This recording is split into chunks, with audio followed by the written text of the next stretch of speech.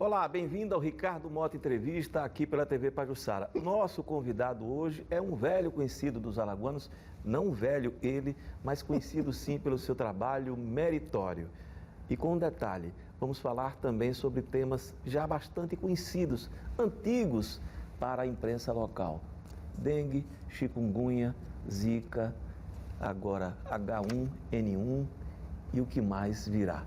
Professor Celso Tavares, muito obrigado pela sua presença. E o que é que mais virá? Ou está vindo por aí?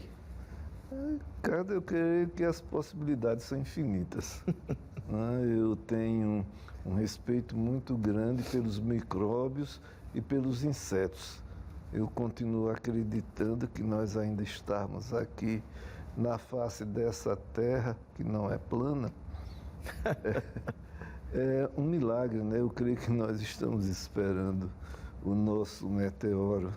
Nós não temos a competência que eles têm em se reproduzir e se adaptar às circunstâncias. Pois é, mas o detalhe quando eu falo o que mais virá é porque outros vírus estão aparecendo, né? Ontem foi publicado um artigo sobre um vírus transmitido por carrapato na China, que dá uma encefalite. É interessante.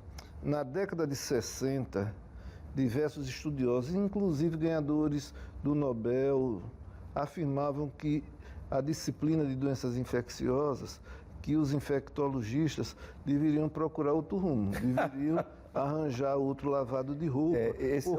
Esse é um dos problemas de quem faz diagnóstico, é exatamente fazer projeção para o futuro.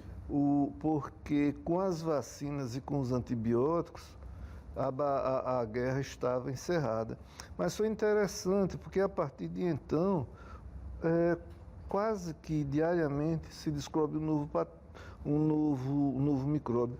E é interessante, se você parar para pensar, se nós pensarmos em um ponto de referência, na década de 80, com o advento da AIDS, aí você começa a observar que o número de publicações e de artigos sobre novas doenças aumenta de uma forma considerável. Isso graças também à tecnologia, né? Hoje nós dispomos de tecnologias fantásticas.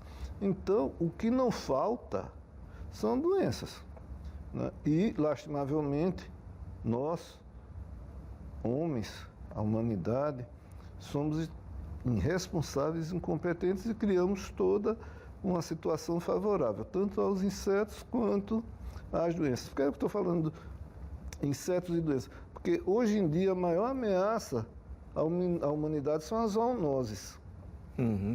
Aquelas doenças que nós compartilhamos com os animais.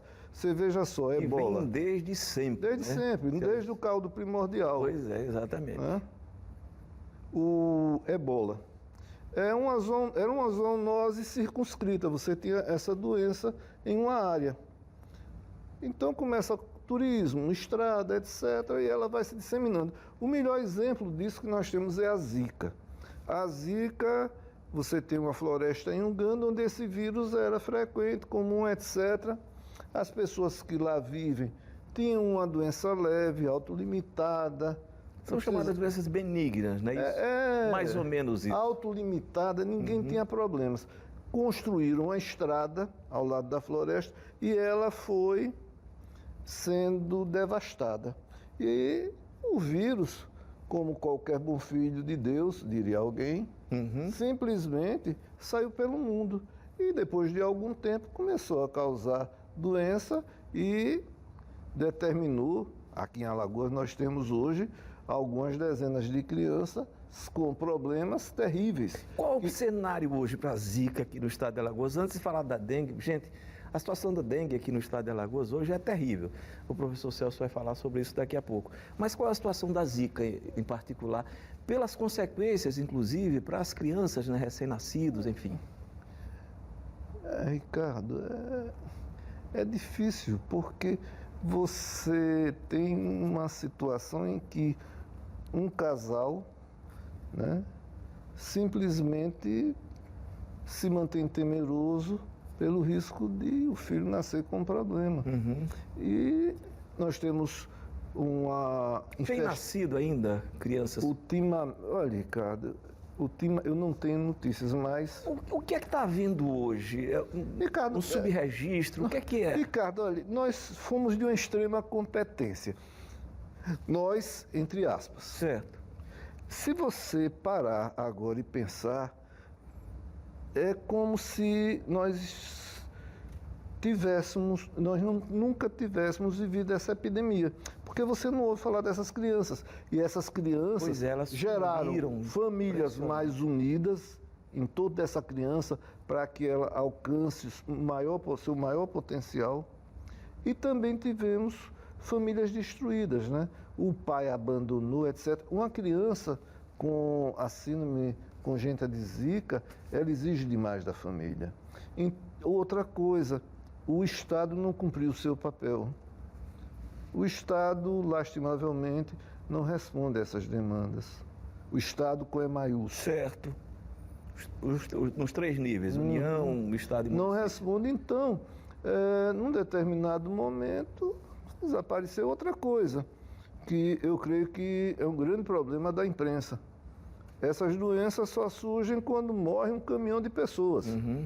Ou há algo como aquele grande número de crianças. Né? Porque eu continuo achando que o quarto poder é a imprensa. Em relação às doenças, não estou querendo atribuir a vocês uma responsabilidade. Pierre Bourdieu mas tem eu um acredito, livrinho ótimo. Pierre Bourdieu, se me permite, um grande pensador francês, sociólogo, da virada do século XX, ele dizia: o que não aparece na televisão não existe. Então, quando some da televisão, deixa de existir também. Eu acredito que se a imprensa fizesse um pacto para tentar melhorar a situação de saúde do Brasil, vocês conseguiriam fazer um calo de sangue no Estado e eles começariam a agir. Não é porque você vai ver um jornal, um noticiário qualquer, é tudo festa. Fica parecendo que nós somos um conto de fadas. É tudo festa, bonito, canta, não sei. Os grandes problemas que nos afligem, habitualmente, não são tocados. Há um público novidadeiro, o jornalista também é novidadeiro. Mas a gente vai falar daqui a pouco sobre um velho inimigo da população, que essa semana eu estava dizendo que a gente trata muito bem, de forma extremamente hospitaleira. Nós somos bons anfitriões, até para o caso. Dengue, por exemplo, né? Sobre isso a gente fala daqui a pouco. Até já.